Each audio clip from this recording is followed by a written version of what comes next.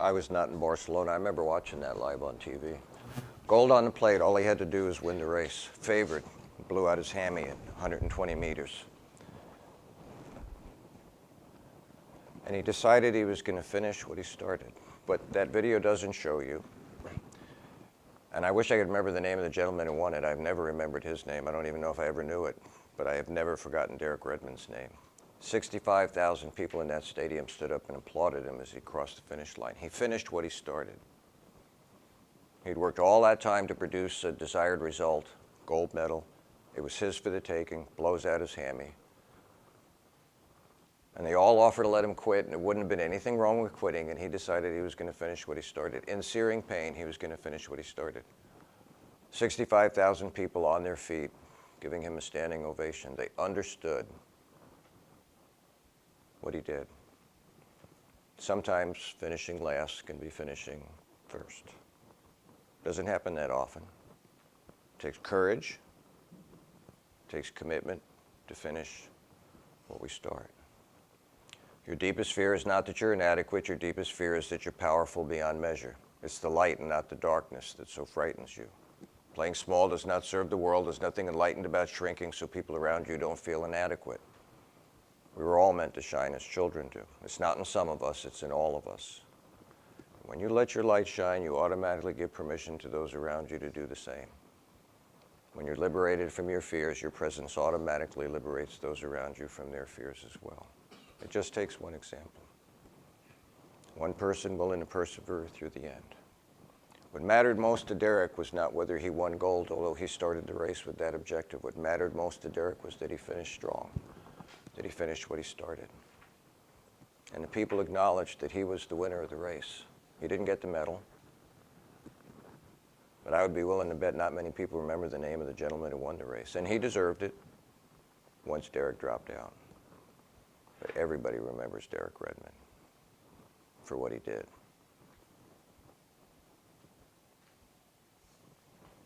Maybe it redefines happiness, I don't know.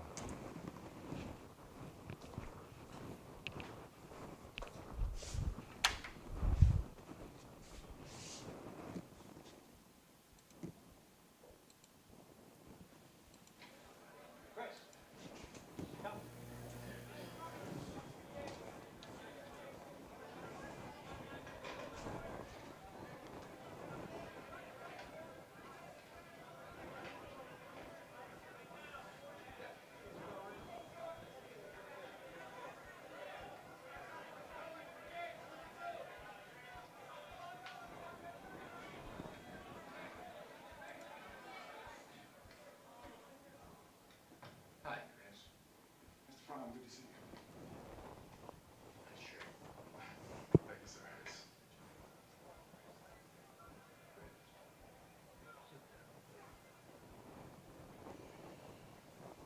I thought I'd wear a shirt today, being the last day. Thank you. We appreciate that. But wear one tomorrow, though, okay? Because tomorrow is going to be your first day. If you'd like to work here as a broker. Would you like that, Chris? Yes, sir. Good. We couldn't be happier. So, welcome. Was it as easy as it looked? No, sir. No, sir, it wasn't. Good luck, Chris. Thank you. Thank you.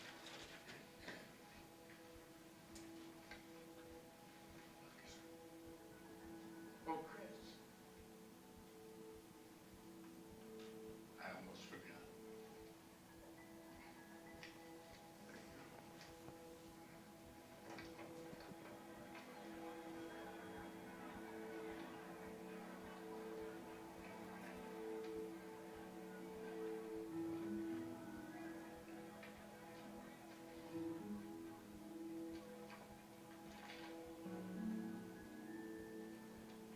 This part of my life, this little part, is called happiness.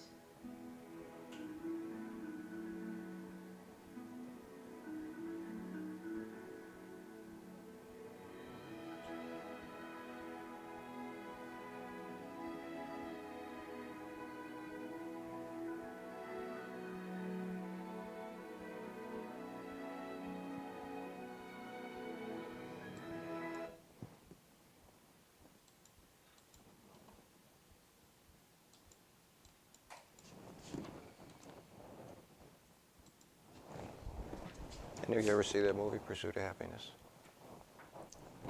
The backstory of that is this guy goes through a divorce. He's very unsuccessful at what he does, and he has an opportunity to work for this brokerage firm, but he's got to work for free all summer. And everyone else is in there is white and college graduate, and Chris is not. He's got to make money. He and his boy are living in shelters. Sometimes they can't get to a shelter. One of the scenes, it just blows me away. And this is a true story about this fellow. He ends up sleeping in a subway bathroom with his son, with his back to the wall, and won't let anybody in. They treat him like a dog. Go get coffee, go get donuts. The reason the man at the end, who's the owner of the business, gives him money, he borrowed $5 from him, and look, that guy wasn't short of money. He's wearing $1,000 suits. But he was testing Chris's mettle, his ability to work hard in spite of overwhelming negative circumstances. Took his last $5 bill, gave it back to him. Did you hear how the one fella even addressed him when he called him in to tell him he had the full job? Chris, come. What, am I your dog? Do I have a collar on or something? And that small part of his life, he called happiness. I don't know how he got through that. I mean, I've slept in cars. I slept under bridges. I don't understand how he got through that, honestly. Turns out he goes on to be very successful. Not only is he successful there, he starts his own business, becomes a multimillionaire, sells his business, and retires. He calls that happiness.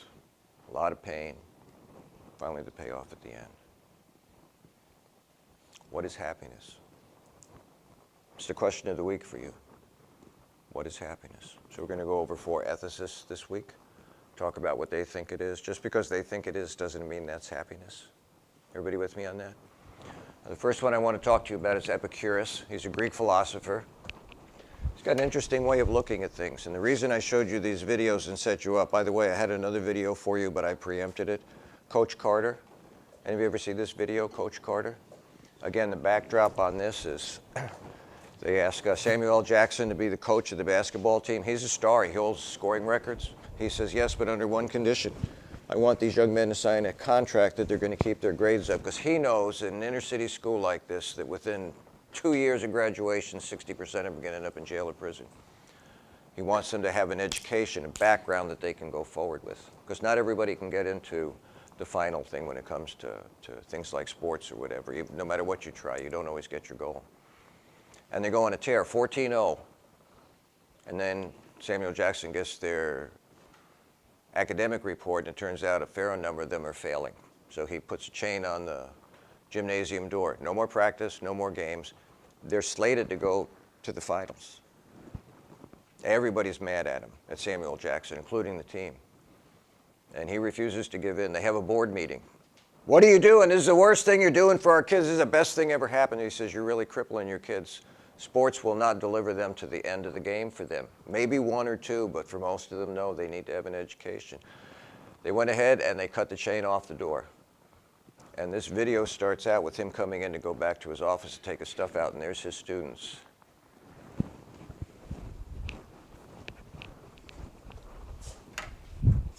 Maybe I will show it to you.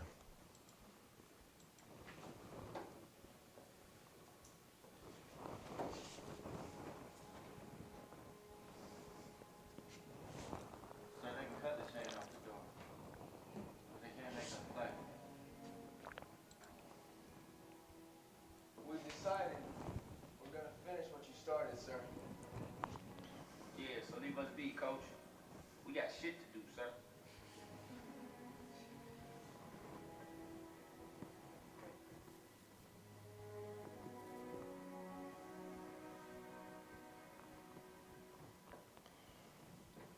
Our deepest fear is not that we are inadequate.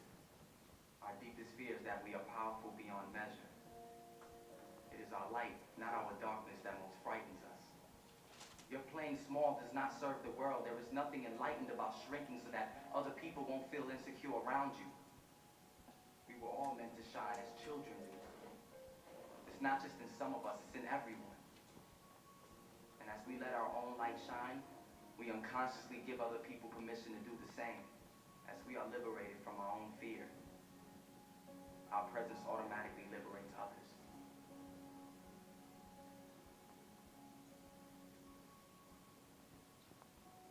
Sir, I just want to say thank you. You saved my life.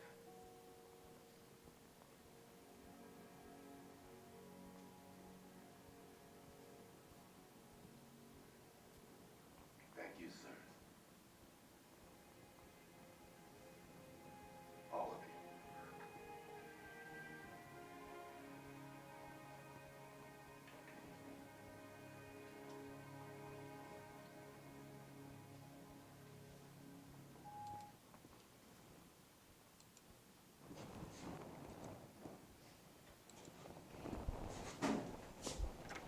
Turns out they get a bid to the tournament, they lose to the first team they play, team ranked #1.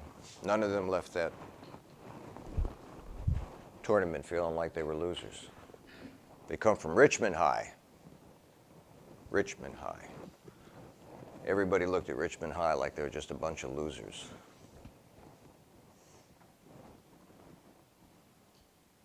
They weren't losers at all. Losing doesn't mean you're a loser. At least in their minds anyway. So that's the foundation of the rest of the lectures this week. Any comments in general about any of the videos before? Go ahead. Something interesting, I actually ended up looking into it. They did a reunion back with some of the students, and they were talking about what they were doing. Some of them said they were working towards being doctors, lawyers, and all that, and they said they wouldn't have done that otherwise if it wasn't for If it wasn't for Samuel L. Jackson from Coach, yeah. Yeah, in case you haven't figured, I mean, you know, for whatever this is worth, being a student athlete's really hard. Our grades were not allowed to slip. We did get set down. Heck, I got set down one time for growing a goatee. Can you believe that?